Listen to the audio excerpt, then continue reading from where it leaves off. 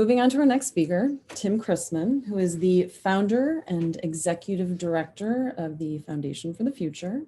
He's a former Army officer and was most recently working as a CIA officer supporting the National Space Council. Tim's passion for space and our evolution in space is deep. One moment. He's the author of the book Humanity in Space and various articles on the topic. His mission is to create the backbone of America's next century in space. He is one of the most driven and determined and resilient people I know, and it is my pleasure to introduce Tim Chrisman. Thanks, Lila.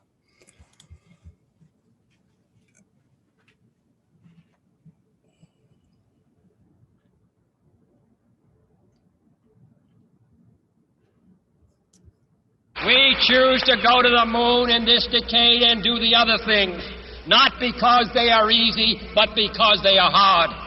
Because that goal will serve to organize and measure the best of our energies and skills. Because that challenge is one that we're willing to accept, one we are unwilling to postpone, and one we intend to win. So I played that to start this talk about the Space Act, because at the end of the day, what we're doing is trying to ensure that what got us here doesn't keep going. John mentioned the creation of the TVA. He mentioned Sputnik, Yuri Gagarin, and each one of those was viewed through the lens of what was happening at the time. With the TVA, it was the Great Depression, and there was an impetus to solve flooding in the Tennessee Valley, and there was emergency. And that was what spurred action. With Sputnik and the Soviet Red Menace, that spurred the creation of DARPA, of our Apollo program. And that has been the pattern in America, is crisis begets action. We don't sit around and wait for tomorrow. We seize it, we mold it, because there are people like Chuck Yeager, who just died, who were those few good men that strapped themselves in to whatever they thought would help solve the crisis and tried again.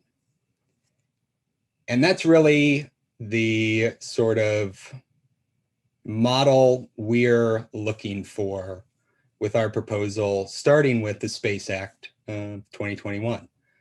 We see the rise of China being a similar threat to the US and international security that the Soviet Union was in the 50s and 60s. But at the same time, we also have the added crisis of the COVID recession and how do we build ourselves out of this? And so if Sputnik and the Red Menace spurred the creation of DARPA, this innovative engine for risky science investments, and the Great Depressions spurred the creation of Tennessee Valley and other infrastructure agencies, it's our pitch that this current merging of those two crises deserves a solution that merges DARPA and the TVA. And that is what I want to provide a little more detail on over the next 30 to 45 minutes. And yeah. So ultimately, the problem we see is that we have a fantastic space exploration agency in the form of NASA. They are pushing the envelope. We heard yesterday about the technology transfer program that NASA runs, where truly the work done by this organization is advancing the betterment of humanity, whether it is exploration, habitation, or just basic science that enables better airplanes.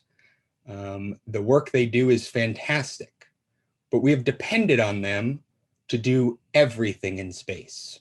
If it related to space, we assume NASA was involved.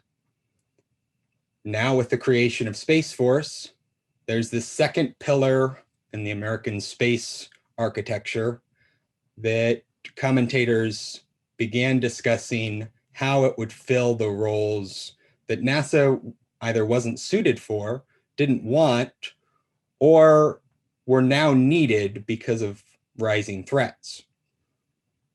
But that doesn't address the underlying issue of what is Space Force defending?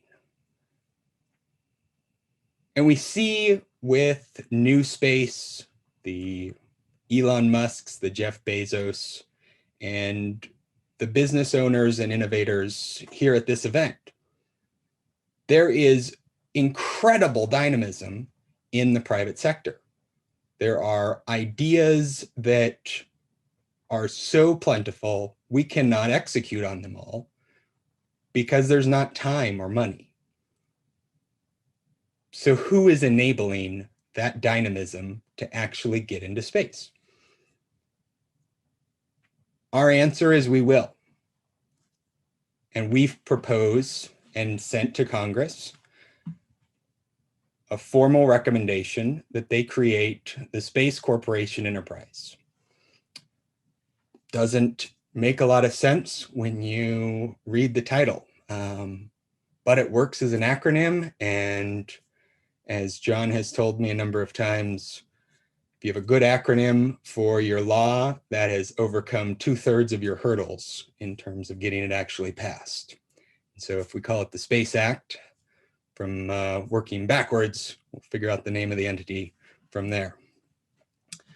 The important part of it is that it is a federally chartered and therefore acts as a sovereign element of the US government abroad, for-profit corporation. So instead of creating a new NASA, a civil space force, we're proposing creating a profit-driven investment organization that has the ability to plant the US flag and be the beacon of free investment that we see China trying to do the inverse of with its Belt and Road investments throughout Asia. Our proposal is that this corporation be overseen by a public-private board of directors. A little over half of the directors would be appointed by Congress or the president, and the rest from major investors. We view this corporation as being something that not only states, companies, individuals might want to invest in, but ultimately opening it up to the American people in the form of space bonds, in the form of being able to make this organization work for and Americans be able to invest in the success.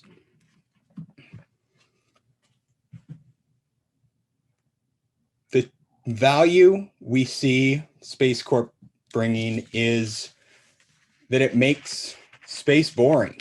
It makes it routine and easy, like air travel, like taking a cruise. There's annoyances with any form of travel, but the vast majority of the time you don't remember how you got to where you were getting because it is that routine. And that's the goal, because at the end of the day,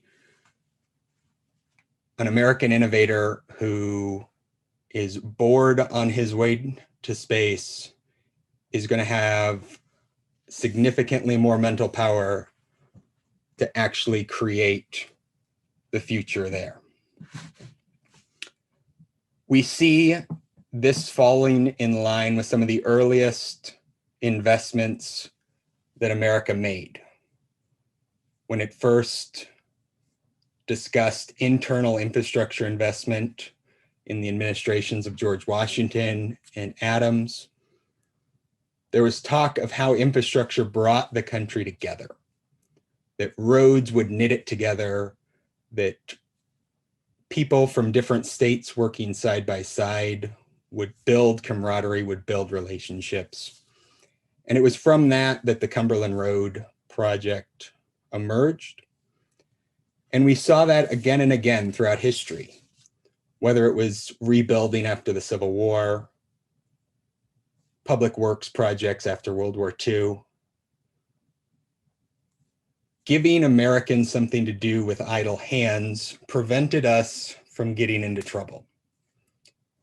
And it also unleashed American innovation and entrepreneurship into new domains. There was never a question as to whether or not there needed to be a way to get over the Rocky Mountains. Americans saw them and knew we had to conquer them. So we did. And there was never a question that we were going to. Our message to Congress and to the American people is space is no different than every other domain Americans have conquered. We've seen the ocean and met that challenge. We own the air, and the land has never been able to contain us. So now it's space's turn. We've designed Space Corporation in an iterative process. The idea is this entity needs to be an organization that can not only withstand scrutiny from stakeholders in Congress, but also actually be useful to industry. This does no good if it's created and it helps a single district, if it assists the re-election of a single senator. And so our proposition really focuses around 4 key elements. The first being creating space infrastructure. This is that niche that sits between NASA and Space Force, where the roads, the highways, the harbors to, from, and through space don't exist. And where they do exist, they need investment. They need some sort of systematized way to buy down risk so that private equity and innovators can get to work. And so this Space Infrastructure Creation Authority is really central to everything else. The second is jobs. If there's one thing that American voters have heard for decades, it is that every politician cares about jobs in America. And not just any jobs, but good blue-collar American worker jobs. Yet over the past 50 years, those jobs have steadily declined, not because they're not useful and not because no one cared about them, but because as we conquered air, land, and sea, there was less need for as many workers. Now, as we turn to space, there's an opportunity, whether through advanced material foundries, repair, or manufacturing in orbit, for these blue-collar jobs with relatively minimal retraining, recertification, to be used in creating the future.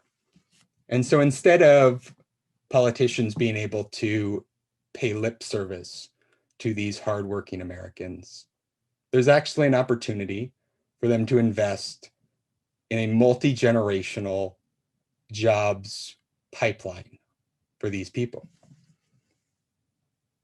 The third authority the third value we see this corporation bringing, is easing the access to capital. There's trillions of dollars of private equity available. I don't want to say sitting on the sideline, because in many cases it is being used, but it's not being used in space. And that's because there's no way, in the vast majority of cases, to make a clear business case that meets risk thresholds for these investors. And that's where Space Corp comes in.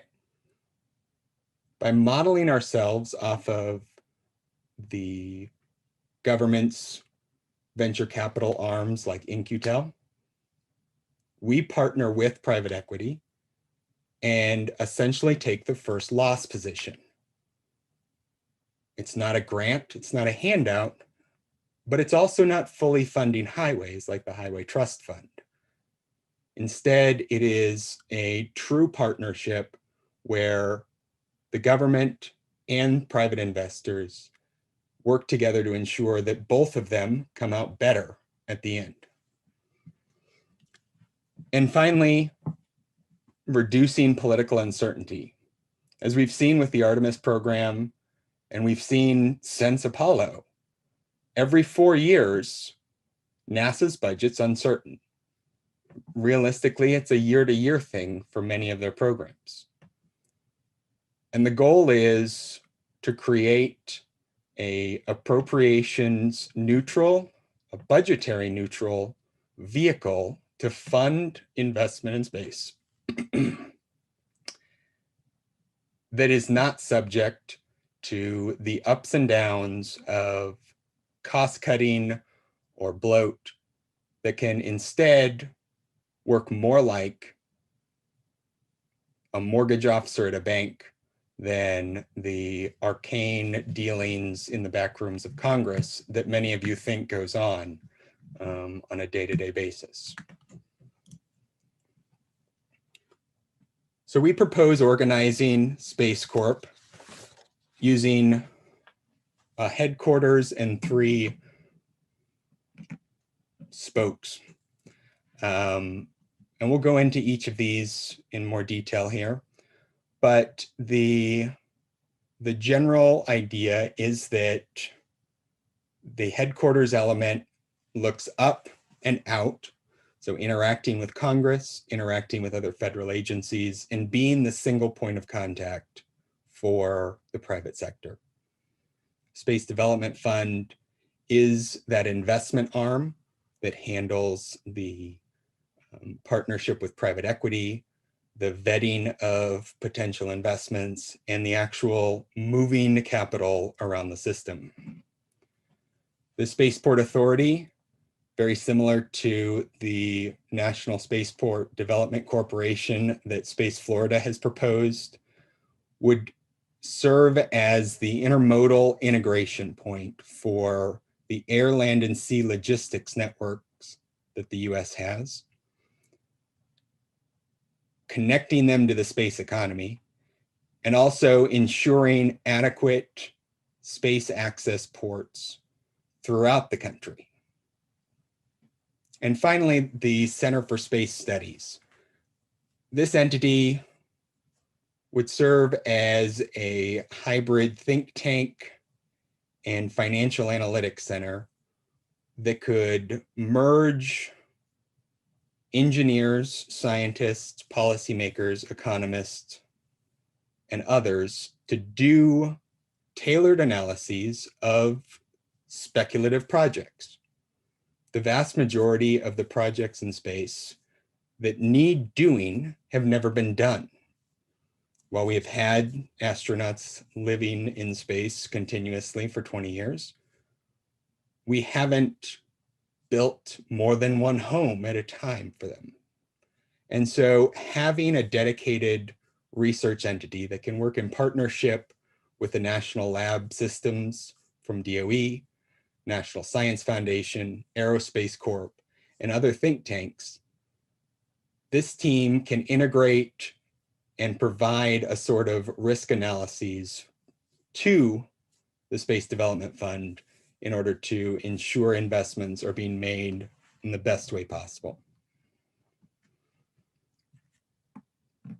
So as John mentioned, we're looking to pattern this after previously established federal corporations like the Tennessee Valley, AmeriCorps, and others. And the reason is not only because it is something that has been done before, and so we can get the social proof of saying, see, look, they have a logo, we're going to be like them. Another reason is because in Congress, there is a desire to not be associated with something that's going to be embarrassing. Think Bridge to Nowhere in Alaska, although many of you probably haven't thought of it because you didn't live in Alaska when this was proposed. But nobody wants their name assigned to a multi-million or multi-billion-dollar failure. And so our second benefit of affiliating with these other prior organizations is saying, look, we're building off of history and this model that worked. We're learning their lessons. But the most important and final reason is the majority of us in the foundation and those who work with us have seen what happens when government does everything.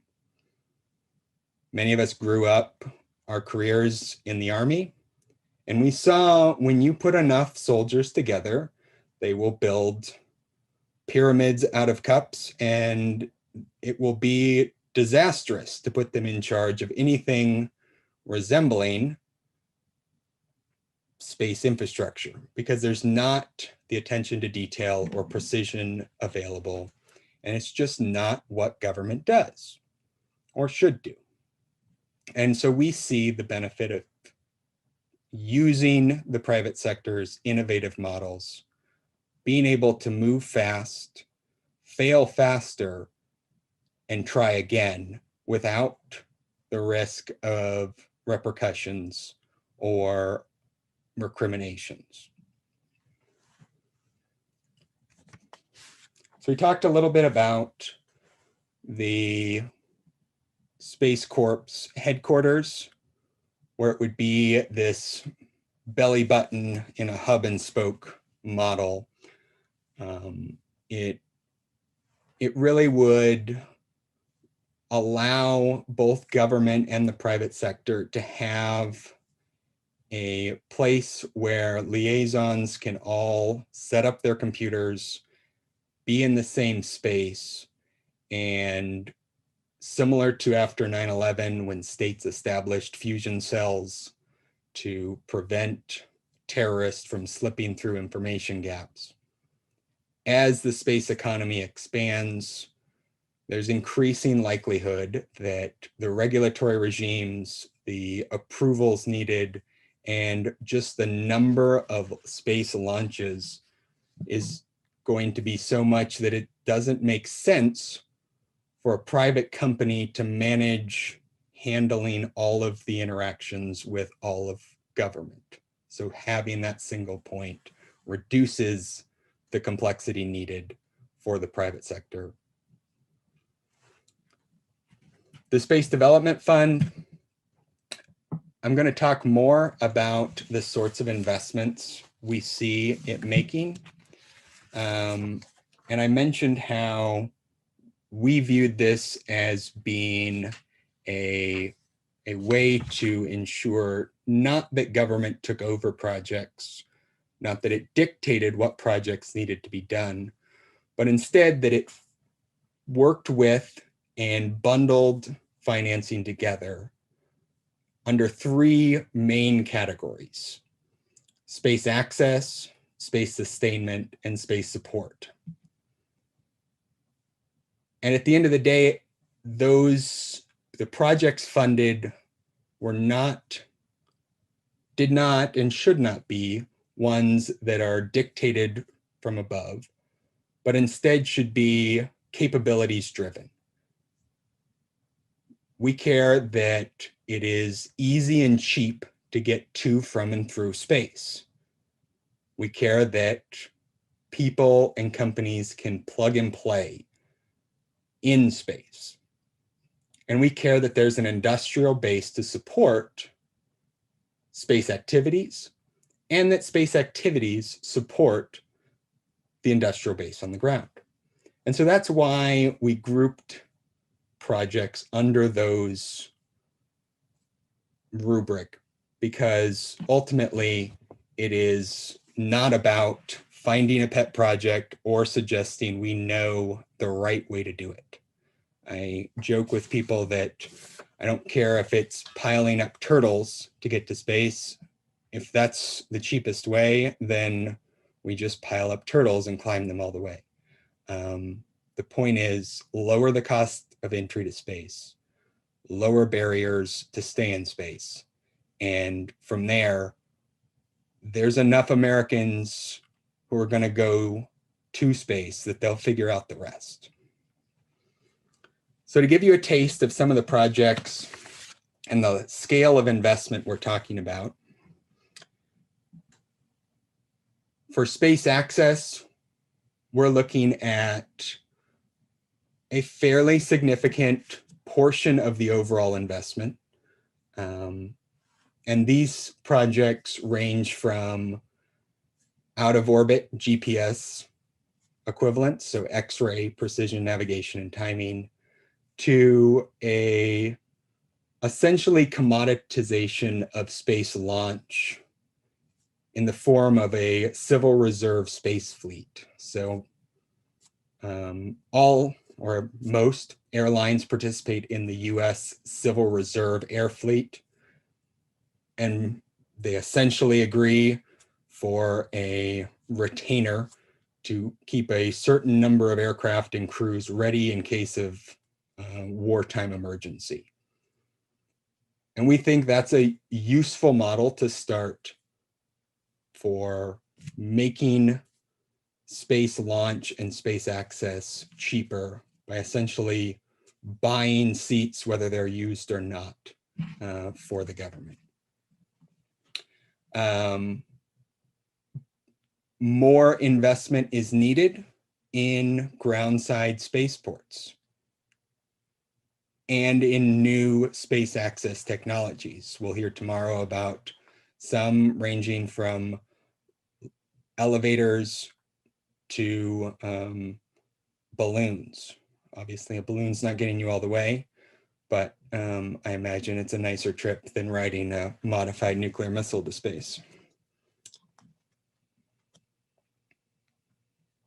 For space sustainment, these are the sorts of projects that give people things to do that are of use in space, whether it's manufacturing, living, or having reserves of fuel and materials that Space Force can use in wartime, that the US can depend on in case of emergency. The goal is not to design cookie cutter subdivisions in space, but rather establish the utilities that are needed so that construction can commence, that you can plug in and have air, water, and fuel.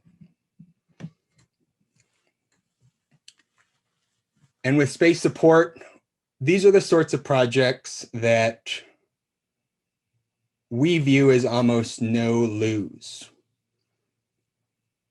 I'm seeing some of the slides are mixed up, and we'll get that corrected for the slides we send out to you all.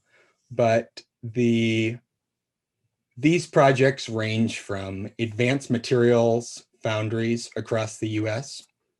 We at the foundation recently partnered with the Graphene Council, and they're going to present the results of our research later today.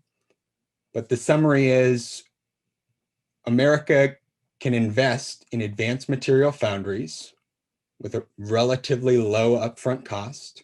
About $10 million builds you a graphene foundry for 110 workers. And that material output is used across the space economy, across the ground side economy. So everything from solar panels to the tires in your new Ford. These are the sorts of easily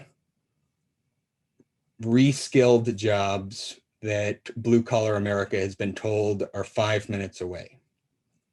Other projects are space-based solar power. This is not economically feasible right now because it's too heavy. Doesn't make commercial sense. But if it doesn't need to make commercial sense because there's a national security imperative, or because we can buy down the cost of space access through other means, it suddenly becomes a much more attractive option for an investment that has virtually no downsides. So we mentioned some of the investments that the Space Development Fund would make and how Space Corp headquarters would work. The Spaceport Authority is almost exactly, if not literally exactly, the sort of corporation that Space Florida has proposed as part of its national spaceport development strategy. We've been in close communication with them about the results of their study that came out this year. And as near as we can tell, there is nothing about their proposal that we cannot fully support. And we think it makes sense that there be this overarching port authority structure that, just like the port authority of every major coastal city, can be the backbone by which logistics providers and companies can interact with to move goods, people, and equipment to and from space. And we already discussed the Center for Space Studies. I don't know if there's more here. I'm told every presentation about investments needs to have charts. And so I included financial projections, job creation charts. And the goal here is, well, first to convince you that since all of the lines go up, this must be a good idea, but also to make the point that at the heart of this proposal is a budget neutral company. There will need to be an investment by the US Treasury, but there does not need to be an ongoing drain on the American taxpayers, because we can set this up in such a way that whether it's through user fees, loan fees, or access fees, can fund itself with a relatively little impact to the economy it's trying to build. Have here a timeline of where we see some of the major projects we've talked about here or have proposed elsewhere. The important thing to take from this is we don't believe in waiting until a prototype is finished to start it. So whether it's X-ray navigation or a X Prize style frontier prize where we put up a purse to challenge innovators to solve big problems, we know on the front side that it's not going to work how we think it will, but we should still try it. Learn from what went well, what didn't, iterate and try again. And so that's the sort of thinking we're hoping to bring to the space ecosystem in terms of the try, fail, try again, probably fail again, probably fail again, but be too dumb to know we should have given up.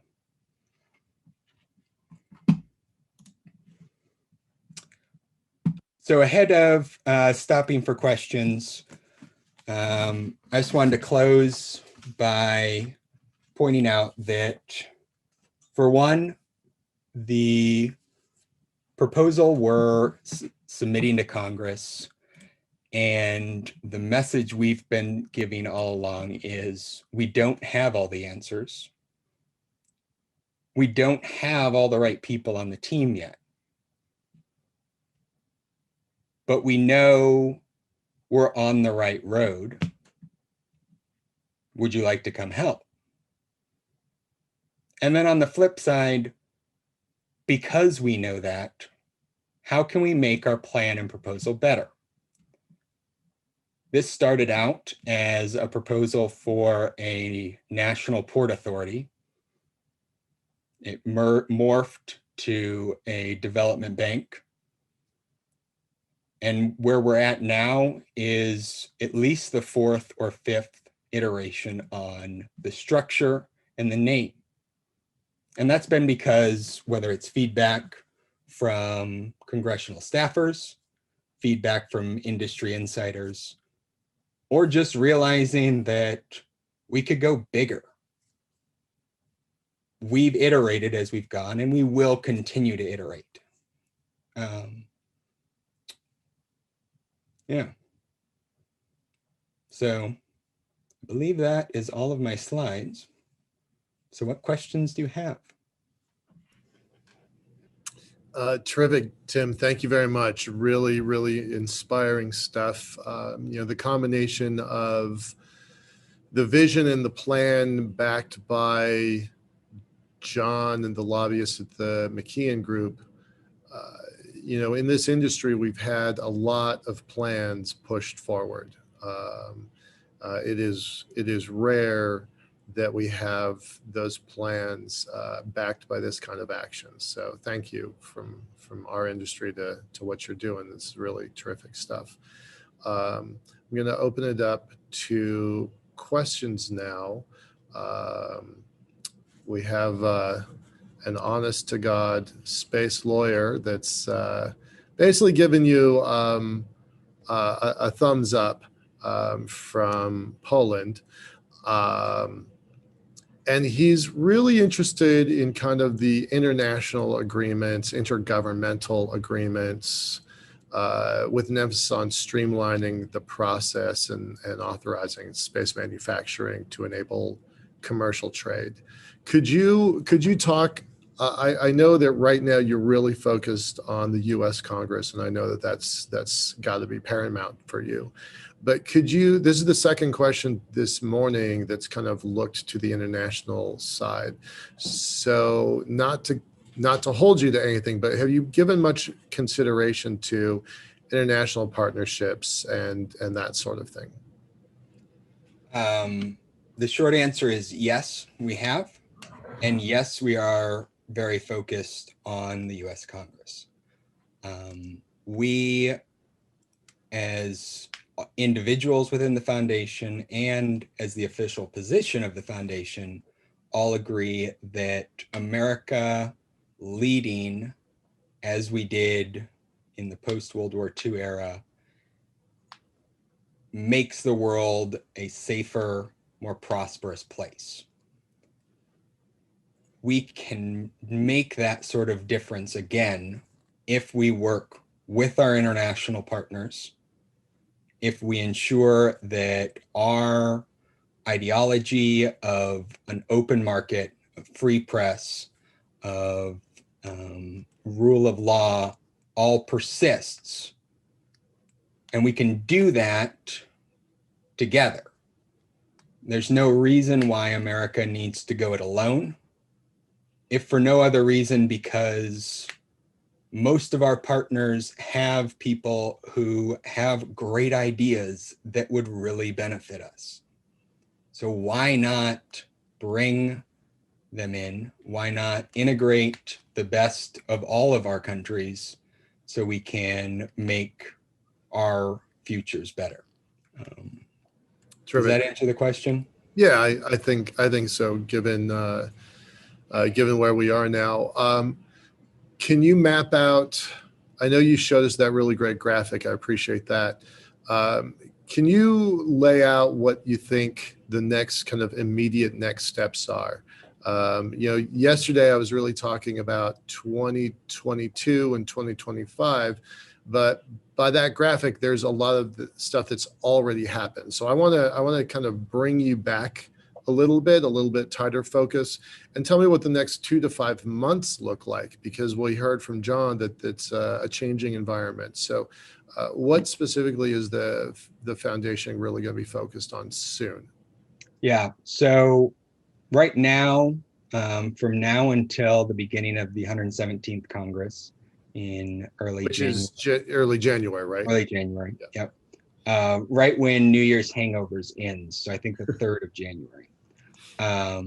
And that is our trial balloon window, where we are talking with congressional staffers and members in the districts where the members of the foundation live. And it's taking their feedback, looking for sponsors, and trying to understand, how does this fail? We know how it succeeds, Right. and it succeeds by convincing these members that it benefits them and their constituents. But what about it is wrong and going to trip people up? Some of the early feedback we got was, if you build this all around the idea of a bank, that turns off a number of people, because there's a renewed push right now in some circles to do increased banking regulation to break up big banks, or on the flip side, to give the current banking industry more latitude. And so we would essentially be stepping into a fight we didn't mean to. Right. So beyond the start of the 117th in early January until shortly after inauguration, we will be interacting on the Hill. We'll be talking with members of incoming committees, offering educational presentations, and helping educate both new and returning members of Congress about the threat from China, the benefits of our proposed investment, and ways that they can get involved officially as sponsors or co-sponsors, or unofficially as sort of champions. We see into February, beginning of March, being a sort of inflection point where the incoming administration starts to get some traction on its infrastructure investment proposals. The new Congress is going to be looking to do some of its early actions, and there probably will be another COVID stimulus bill. All of those represent opportunities for the Space Act to be added on as an amendment, as well as for us to make the case that space is another domain that the government needs to start investing in. Because at the end of the day, my 6-year-old here wants to go to space, but she doesn't want to get a shot. And it's rude that she has to go through the same process to get to space that Buzz Aldrin had to 70 years ago. Yeah. There's nothing else she does that's the same as Buzz Aldrin. So why does she have to get shots to go to space? Good point. She makes a very good point. We're going to swap over to Lila for a moment. Thank you very much, Tim. Appreciate that. Thank you, Tim. Thank you, Michael. Tim, before you mute yourself, real quick, I see there are still some questions that we didn't get to. Where can people get in touch with you or get more information? You can email me at tim@climb2.space, and yeah, we can talk more there. I'll put the email address in the chat. Oh, there we go. There it is. Thank you again.